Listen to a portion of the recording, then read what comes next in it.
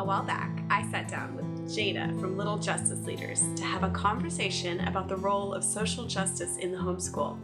Here's a brief snippet.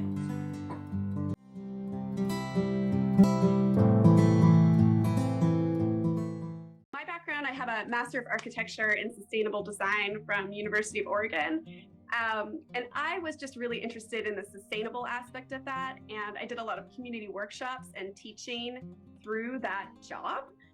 When I came into homeschooling, it was like I had all these values around education, and I had done a lot of work working on how do you collaborate with people? How do you teach people in a way that gets them to invest in what you're trying to do?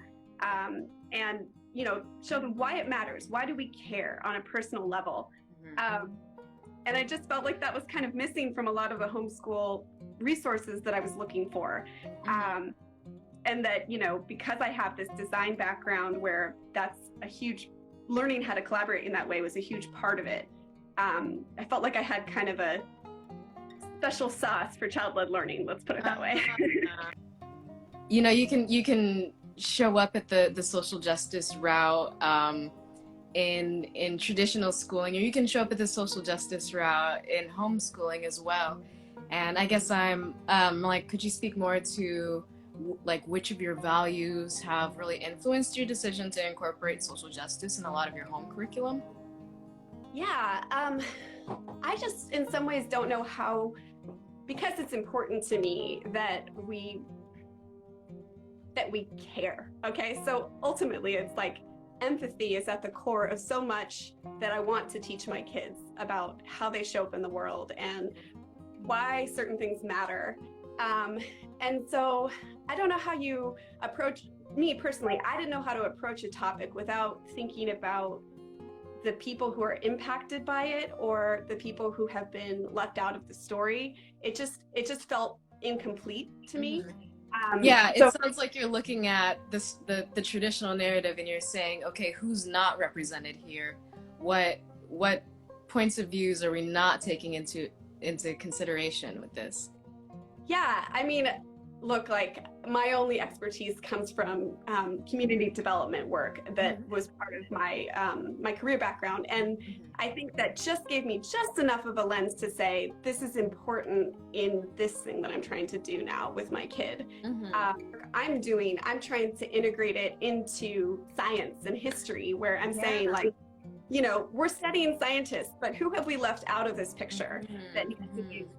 Like you're studying the theory of evolution, and it's pretty hard to find women to talk about. And there was a lot to be said for female voices around that theory. That's kind of part of it for me. How do you usually navigate that when you find that in a certain field of science that women often aren't showing up as like major contributors? Like what kinds of conversations with your kids are you having about that? I'm like looking for those voices as much as I can find them, right? And they do exist. Sometimes it's just that there's not enough. I search for those books as much as I can, and then when it's missing, we have those conversations of, I imagine that this was viewed differently by these people, or imagine that, this might have been a missing part of the story. Right. My lens is, who are the people missing? What bias are we coming from in this theory we're learning about?